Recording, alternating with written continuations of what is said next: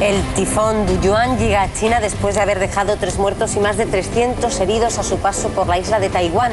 Las autoridades chinas han ordenado regresar a puerto a 30.000 pesqueros. Los aguaceros arrastraron lodo, escombros y sedimentos de los cañones y estos inundaron las calles y cañadas.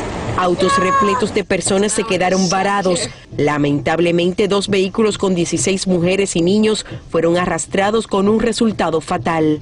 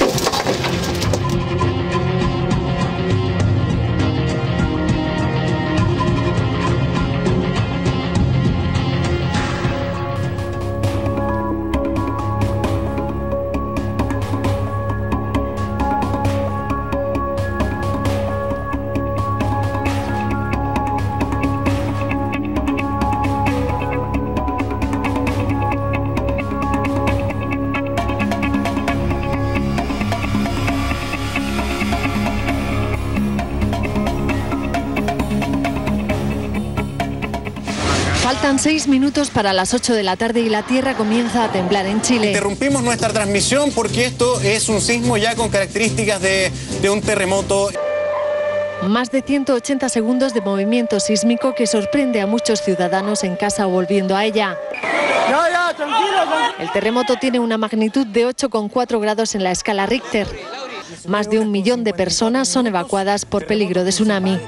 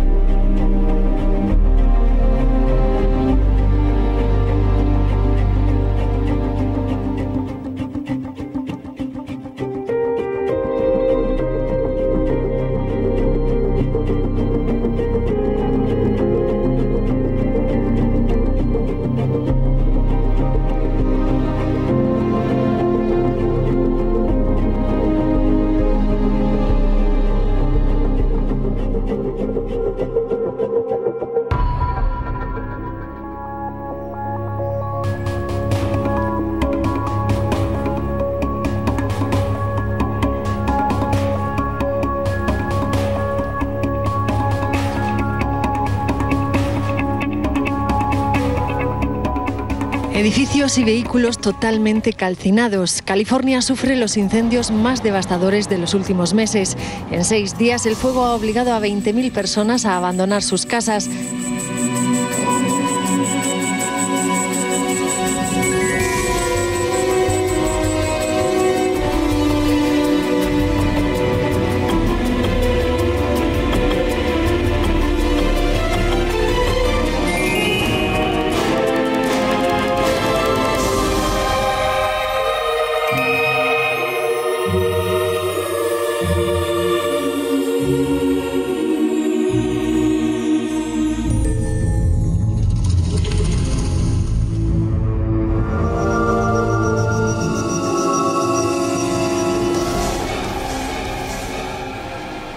We sent CBS 13's Nick Janes to Redding to meet one of the leaders of the conspiracy theory.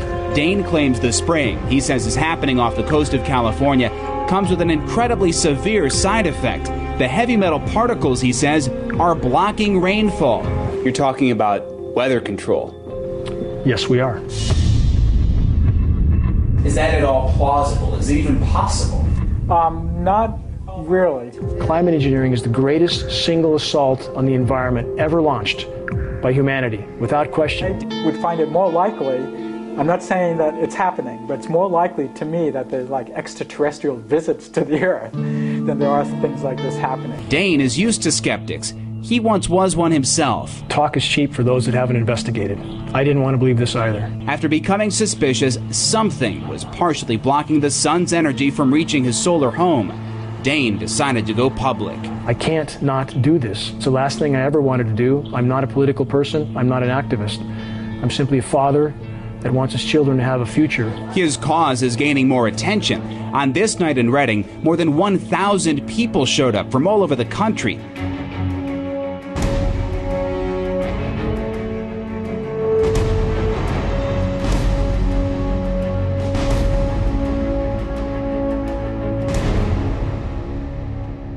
My deepest and most sincere gratitude to everyone who has shown the courage to try to discover what the truth is.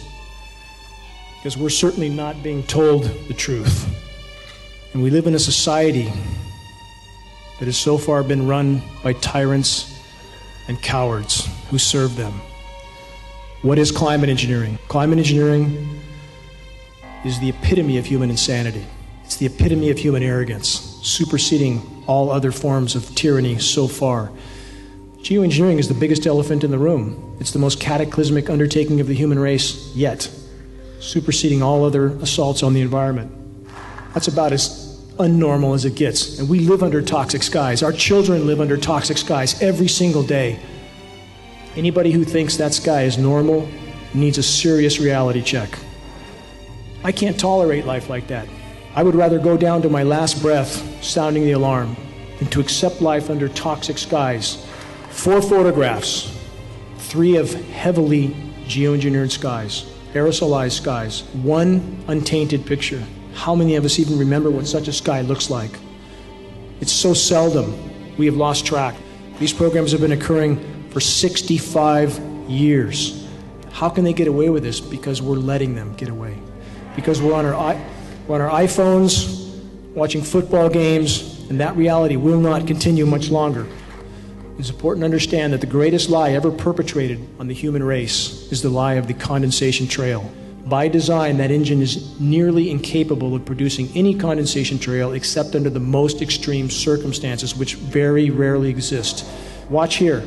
You have a C-17 Globemaster and an AWAC. Watch. 1 aircraft just turned off. Spray trail stopped right there.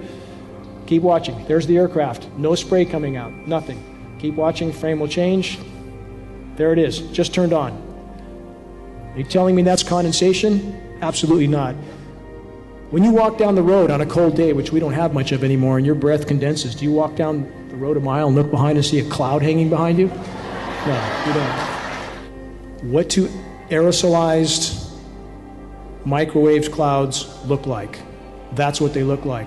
And we have the meteorological community telling us this is normal. We have meteorologists now reading scripts. That's all they do.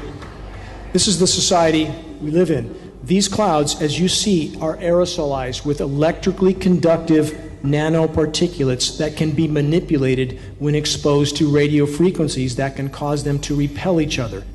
The whole ecosystem is dying right now. The marine ecosystem is dying right now. We have the largest red tides ever observed from Baja to Alaska. We have fisheries shut down. We've had 10 to 15,000 seals wash up on the shores dead. Whales threatened by metals in water, toxic metals, specifically aluminum. It's not just in the water, they're breathing it. This image is to make this point. You cannot hide from these programs.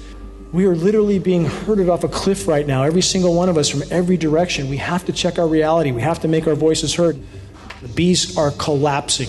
They're completely collapsing. This year is worse than any other year. They're dying in the summer now, not just the winter. They are collapsing. All the pollinators are collapsing. Aluminum is very abundant in the environment, yes. But it does not exist in the environment in free form. It doesn't exist in free form. It must be mined and refined and sprayed for it to be scattered everywhere in the environment, and that's exactly what's happening. It's not just the bees that are dying. Every single one of us is being contaminated. These materials are bioavailable. They're building up in our systems, and it doesn't matter whether you believe it or not. It doesn't matter. It's a fact. We have the lab test to prove it. Species extinction. You see the escalation. To be clear, right now, species extinction rates are 200 to 300 species of plant, animal, and insect a day going extinct. We are statistically in the 6th great mass extinction right now in the last 40 years. The point is, all you have to do is look up. It's all you have to do, and you can see that what's going on is clearly not normal. We can bring this issue to light, and all we have to do is put a crack in the dam. That's all. We don't have to dismantle the dam. All we have to do is put a crack in it, and they will not be able to stop the flow.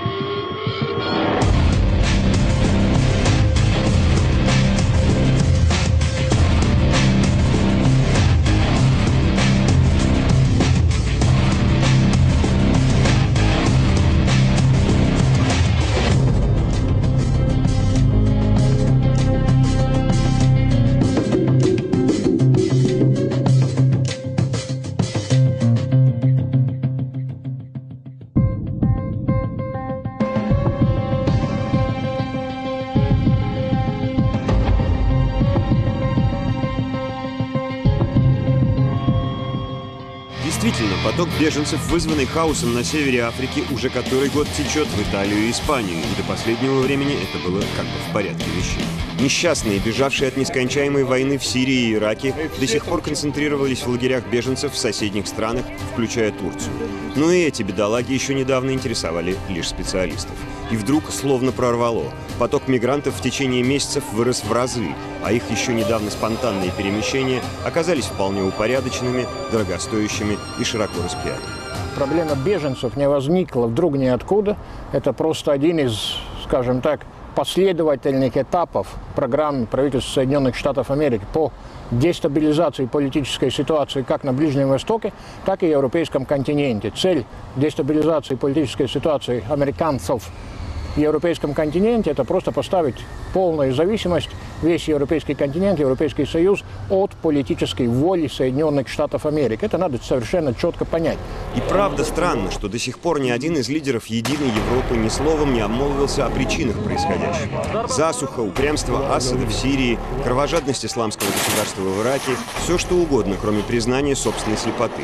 Их комплекс вины, прикрытый чудовищной фотографией утонувшего ребенка, взывает теперь к коллективной совести европейцев, ни словом не обмолвившись при этом о десятках тысяч детских жизней, унесенных войнами, развязанными или благословленными ими за последние 2 десятилетия. Если мы посмотрим на ситуацию вокруг Европы, то увидим, что 12 лет спустя, после того, как американцы принесли в Ирак демократию на своих штыках, мы имеем миллионы потенциальных иммигрантов оттуда. То же самое с Сирией. За 3 года войны, которую среди прочих подстрекают и власти нескольких стран Евросоюза, у нас появились еще миллионы, не говоря уже о Ливии. Другими словами, мы прежде всего должны перестать подстрекать войну. Хотите решить вопрос мигрантов, взламывающих сейчас Европу со стороны Балкан? Остановите войну в Сирии. Мы же сами провоцируем это миграционное цунами, а потом жалуемся. Где же логика? Нелегальная миграция идет сейчас по 4 основным направлениям. Сенегал, Мавритания, Западная Сахара и Марокко формируют поток через Испанию. Конечная цель этих выходцев из бывших французских колоний, естественно, Франция. Туда же устремились граждане Алжира, Туниса и Ливии, плывущие через Средиземное море к берегам Италии и Греции. Последним ударом для Европы стал новый маршрут. Не менее трети сегодняшних мигрантов двинулась через Сирию и Турцию, в Грецию и далее через Балканы, в Германию. Действительно, первый же удар миграционной волны поднял на поверхность все глубинные противоречия внутри Евросоюза. Помимо финансово-экономических проблем, миграционный кризис неизбежно обострит многочисленные социальные, этнические, культурные, религиозные внутренние разногласия. Прежде всего с исламом, приверженцы которого с каждым годом становятся все более влиятельной силой во многих европейских странах. Все прекрасно понимают, что если финансовый кризис сильно накренил Европу влево, то бездумный прием на борт миллионов мигрантов неизбежно качнет ее вправо.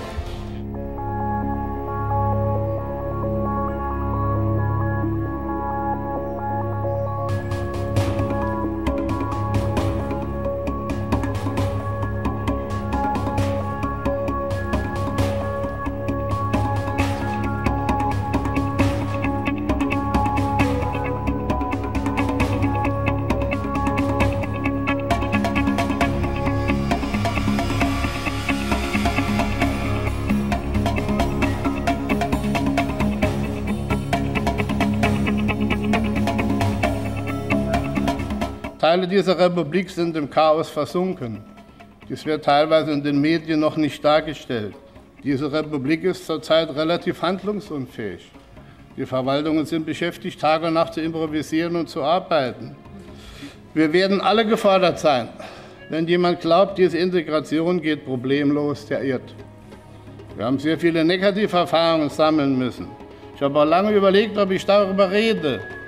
Aber zur Wahrheit gehört die ganze Wahrheit. Kommen Sie mal zu uns ins Lager und schauen Sie mal, mit welcher Anspruchsmentalität der ein oder andere seine Rechte formuliert.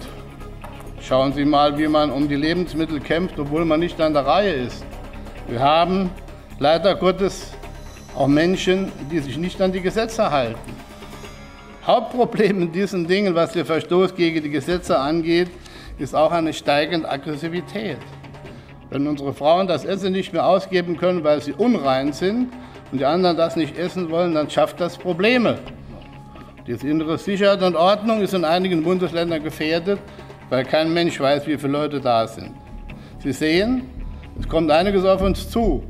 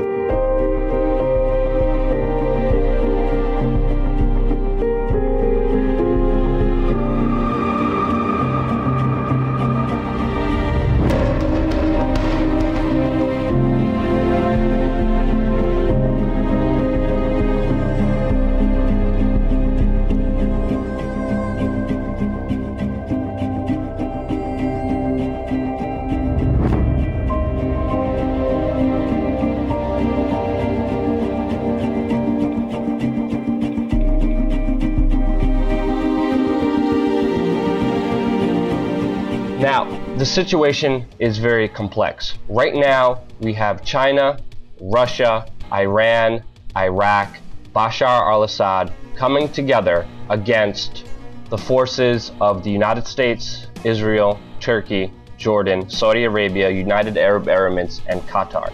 As we know from the previous history, fighting ISIS has not been the US's goal ever since 2006. According to leaked WikiLeaks documents, the US was planning to overthrow Assad.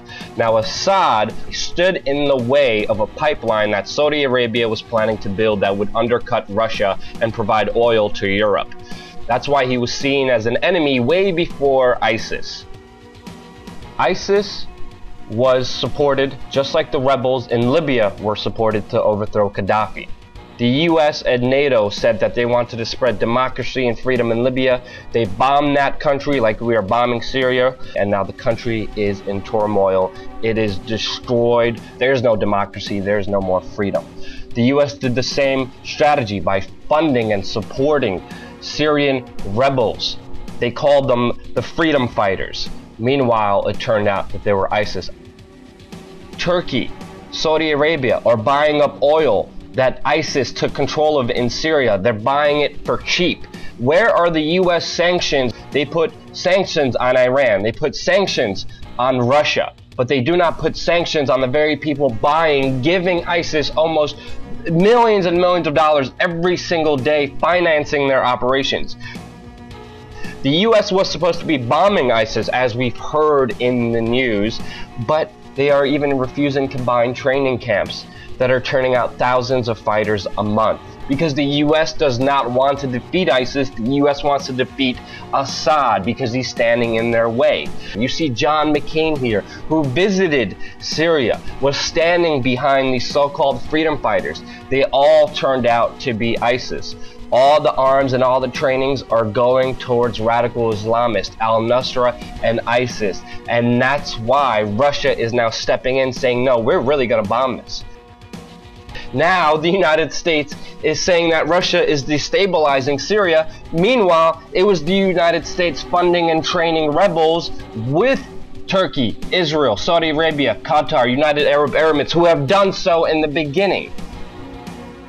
We see these global forces facing off against each other with this very important prized geopolitical territory known as Syria.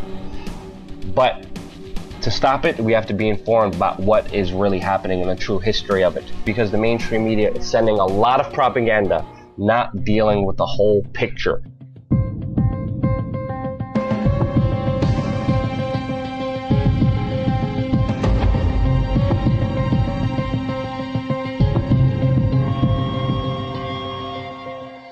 When Russia does exactly what America does, Russia is a bad guy. When America does it, it's a good guy. I mean, it's almost like the Americans are saying, you know, why are you launching airstrikes against terrorists? Only we are allowed to do that. I mean, that's the attitude, and basically it kind of proves a supposition that many Russians would tell you, that no matter what Russia does, I mean, if Russia was to find a cure for cancer in the morning, the Western media would still find a way to make it look like a bad thing.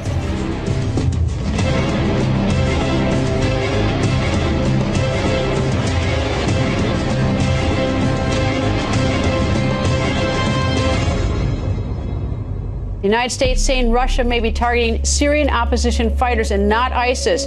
Russia says it's targeting ISIS, and obviously that's not the case. Again, I want to be careful about confirming information, but it does appear that they were in areas where there probably were not ISIL forces. The target the Russians more likely were going after, opposition forces. The U.S. Defense Secretary says the strikes actually hit areas held by moderate rebels. I think you're asking about the possibility that the Russian airstrikes may have hit civilians. I cannot confirm that.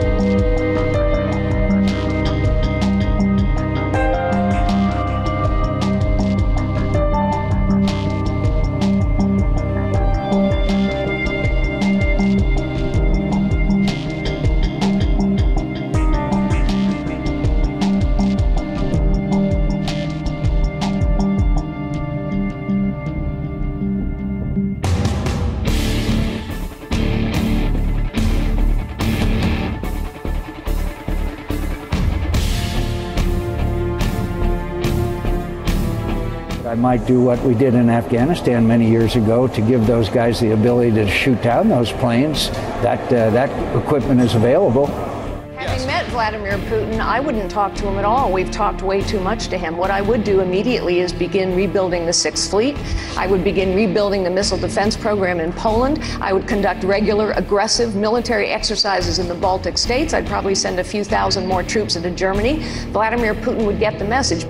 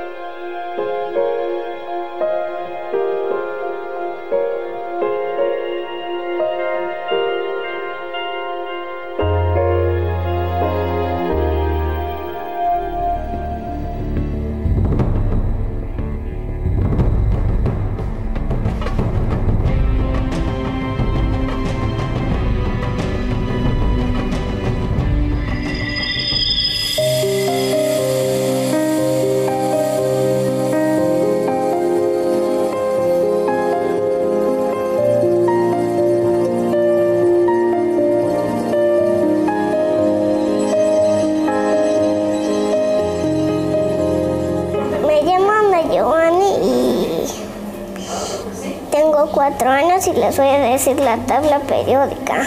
Hidrógeno, helio, litio, berilio, boro, carbono, nitrógeno, oxígeno, flúor, neón, sodio, magnesio, aluminio, silicio, fósforo, azufre. Con ellos se puede hablar de cualquier tema. Química, medicina, matemáticas, historia. Ellos son niños sobresalientes. Que eres muy inteligente y que tienes IQ arriba de 130.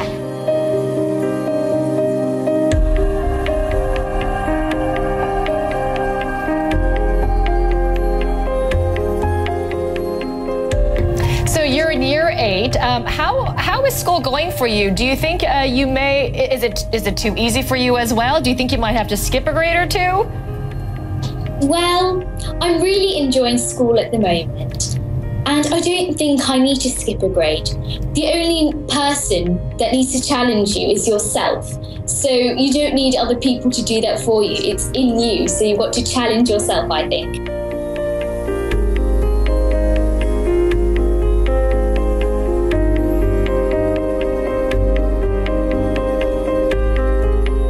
Un día en una clase, aparte de la primaria, me mostraron un elemento químico, entonces empecé a tomar los libros de mis papás y mis tíos. Ahí ya fue en donde ya me fue gustando más. Después fue cuando descubrí la biología, entonces como química con biología, pues la bioquímica, entonces hasta ahora eso es lo que me gusta más.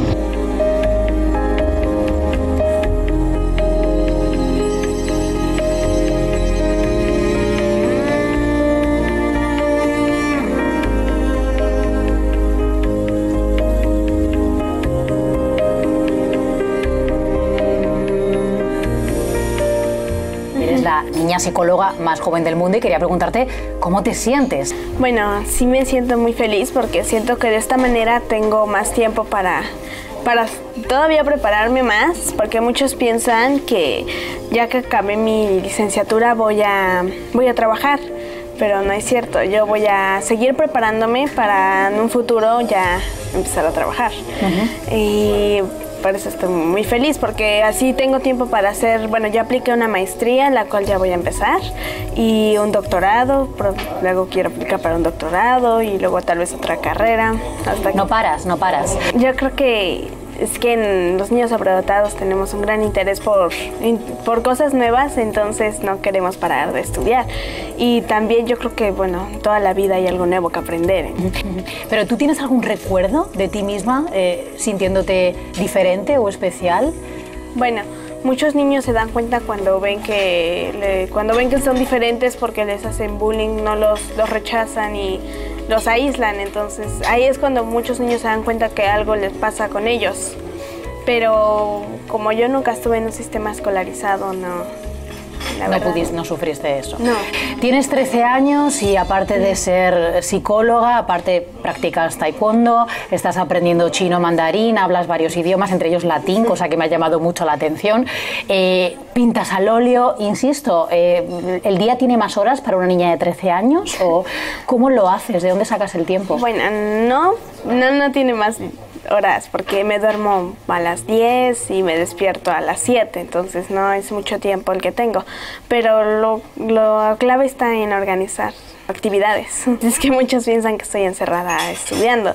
Tengo amigas y platico, jugamos. Pero a nivel personal, ¿cómo te definirías a ti misma? Bueno, yo creo que una persona muy estable, con una familia muy bonita y feliz. Feliz. Sí.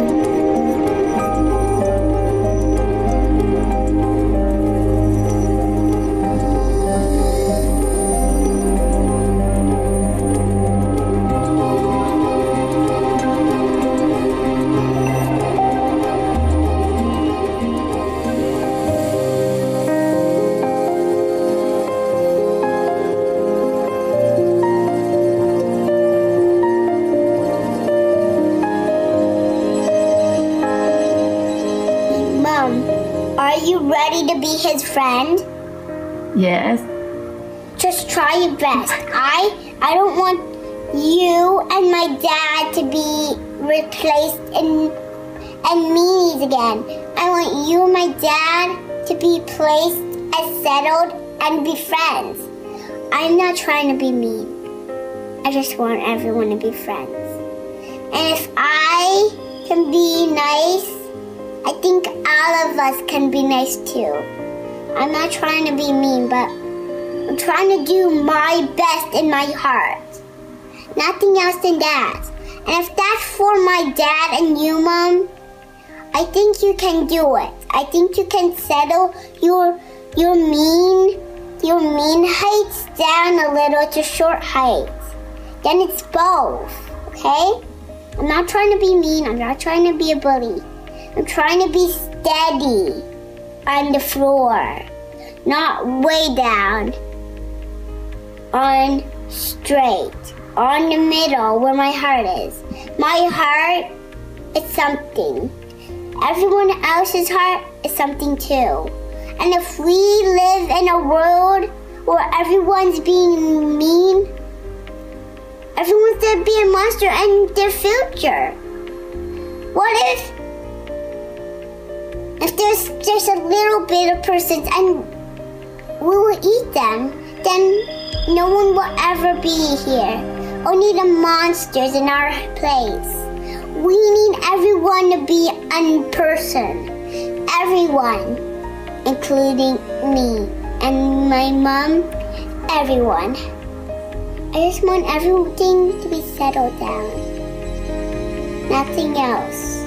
I just want everything to be good as possible. Nothing else.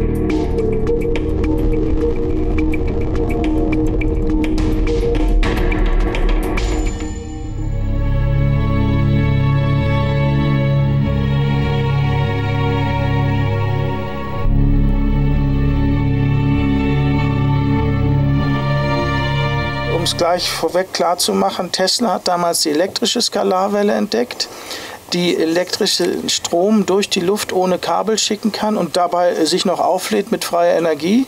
Das ist auch der Hauptgrund, weswegen die Skalarwelle dann unterdrückt worden ist. Weil sie eine Energierevolution nach sich gezogen hätte. Genau. Und dann eben das auch noch schneller als Licht gegangen ist. Und das darf ja schon mal gar nicht sein. Es gibt Sachen, die schneller als Licht sind. Und zwar sehr viele, unter anderem Skalarwellen.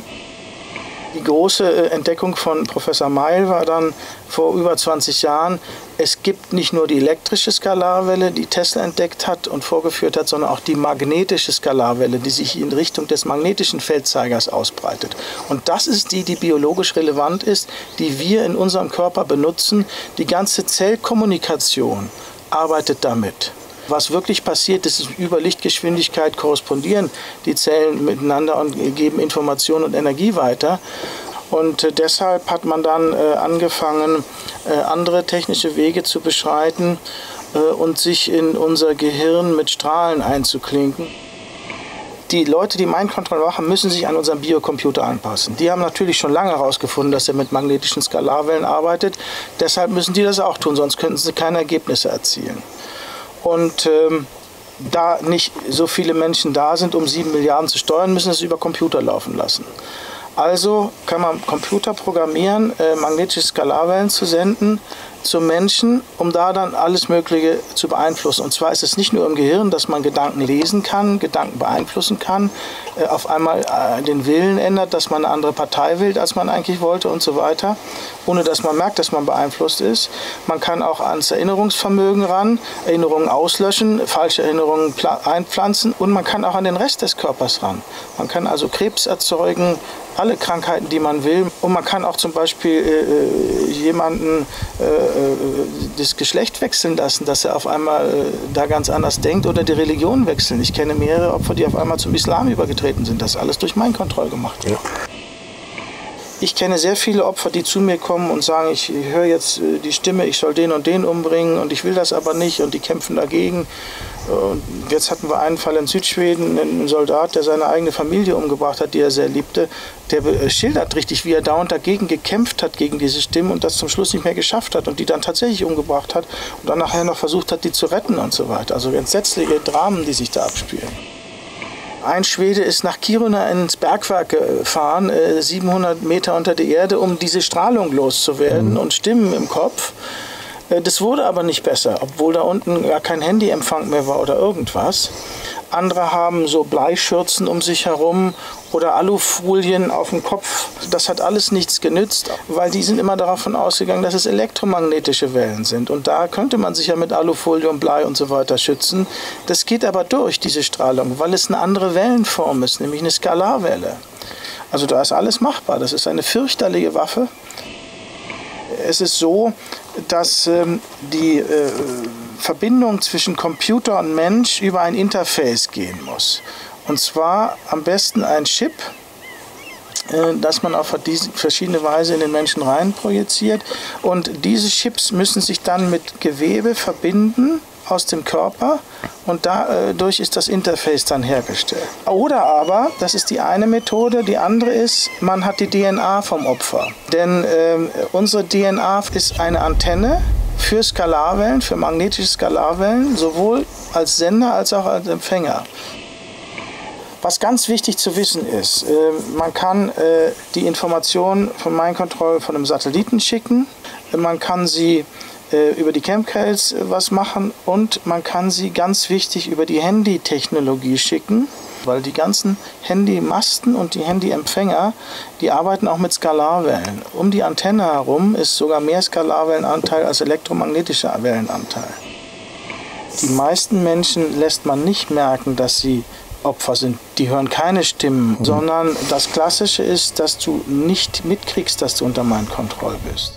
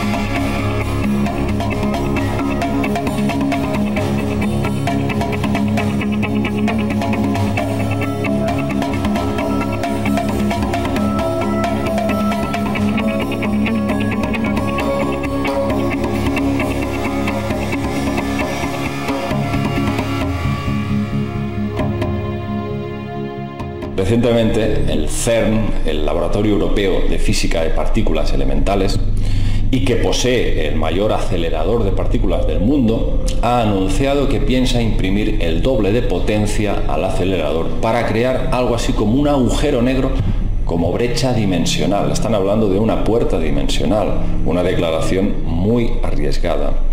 Sobre todo teniendo en cuenta que, aunque la física hiperdimensional está muy bien considerada, con muy buenas expectativas, se trabaja en secreto, por supuesto muchos proyectos en secreto, pero de cara a la galería, de cara al público, no se habla, digamos, de forma tan halagueña de puertas dimensionales.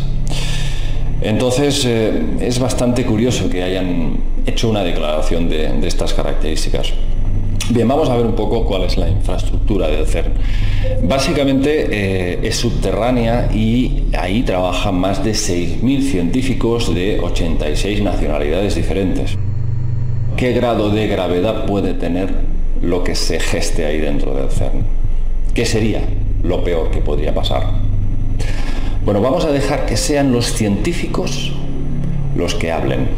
Stephen Hawking está aterrorizado con la idea de imprimir el doble de potencia a este colisionador.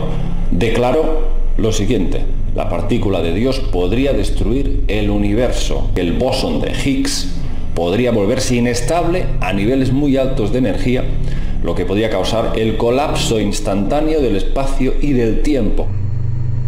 Otro físico, Neil deGrasse Tyson, afirma que este experimento de aceleración de partículas podría hacer estallar el planeta. ¿Quién detiene eso? La antimateria, lógicamente, absorbería completamente todo. Y probablemente en tiempo récord. Hablamos de minutos, quizás, o hablamos de segundos. Como su nombre indica, un acelerador lo que hace es provocar la aceleración de haces de partículas a velocidades cercanas a la de la luz, para hacerlas colisionar entre ellas. Luego utilizan unos detectores para ver qué ocurre con esas partículas que han colisionado, cuáles son los efectos que se han producido, porque ahí se supone, según dicen los científicos, se produce el milagro. Aparecen nuevas partículas, pero partículas que la mayor parte no se sabe ni cómo ni de dónde han aparecido. El caso es que ahí, según dicen ellos, radica el objetivo del CERN: analizar los componentes básicos de la materia. De ahí viene el término de la partícula de Dios. Esa búsqueda tan aparentemente inocente y sana y curiosa, pues yo creo que es un poco más de cara a la galería. Quieren presentar esa imagen, pero pienso que lo que buscan es otra cosa. Yo pienso que la máxima pretensión es abrir, efectivamente, portales, brechas hacia otros mundos para probablemente dar entrada aquí, en esta realidad de tercera dimensión, a otros seres que desconocemos y probablemente estén relacionados con ese inframundo del que hablaban los textos sumerios. Todo esto es muy, muy peligroso. Podrían producirse todo tipo de anomalías espaciotemporales e incluso con la materia física. Lo único que podemos hacer es estar atentos a las noticias, a todos los eventos que nos envuelven, que lógicamente solamente nos van a contar las consecuencias, pero no las causas. Siempre tenemos que tener un poco esa capacidad para descifrar qué es lo que hay más allá de la Matrix, qué es lo que hay más allá de la noticia.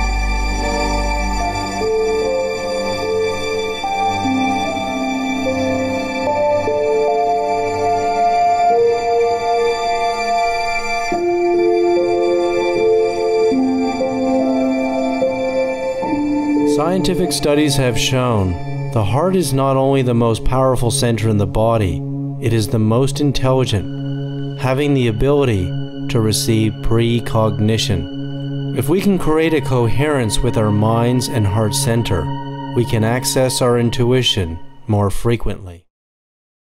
The heart is an electrical organ. It produces by far the strongest source of bioelectricity in our body, up to 40 to 60 times stronger than the second most powerful source, which is the brain. This electrical energy travels through every single cell in our body and in a sense kind of binds the cells together. It's strong enough that it even can be detected outside the body, out into space, beyond the skin. It's not an aura that we're measuring when we do this or anything like subtle energy. What it is very measurable electromagnetic energy, much like radio waves. And what we found is that the heart produces an electromagnetic field that surrounds our entire body in 360 degrees. And then it can be detected about 3 to 4 feet with magnetometers outside the body. Researchers at the Menninger Clinic in Kansas say they've detected it 10 to 12 feet. So regardless of how far it goes, what's interesting is that we produce this electromagnetic field that can be detected, that can be measured with sensitive mainstream medical equipment. One of the interesting studies that was done here at the Institute of Heart Math with our chief researcher, Dr. Roland McCready, was a study on intuition, on the intuitive response. What we found is that the frequencies in that field, the electromagnetic energy and the frequencies that are in the radiation from the heart, actually change depending upon what we are feeling. Our emotional state influences changes in that electromagnetic signature. For instance, if we're feeling a strong negative emotion like anger or frustration, it creates what researchers call an incoherent spectra in that electromagnetic field. Lots of different frequencies fighting for power. The pattern looks very jagged and irregular, kind of like you'd see if you were looking at a pattern of an earthquake. The good news is that we see a completely different kind of feel when people are feeling positive emotions. You know, really heart-based emotions, emotions that have long been metaphorically associated with heart. For instance, if we're feeling real genuine appreciation or sincere care or real compassion, what we see in that field is what's called a harmonic spectra. The frequencies are now working together. They create what's called a harmonic sequence. They're not fighting for power, they're supporting one another. And all these changes occur because of what we do as human beings. The emotional qualities that we are bringing to life affect that field. Now you take that a step further. The field surrounds us in 360 degrees. We're broadcasting that energy, first of all, to our own bodies, but we're also sending it out into space. So in a sense, we are communicating our emotions through an electromagnetic field produced by the heart. Of all the energy centers of the body, the heart center produces the strongest signal. With heart disease being the world's #1 cause of death, and the heart center being the main broadcast power center of the body, we have to nurture and respect it as if our lives depend on it.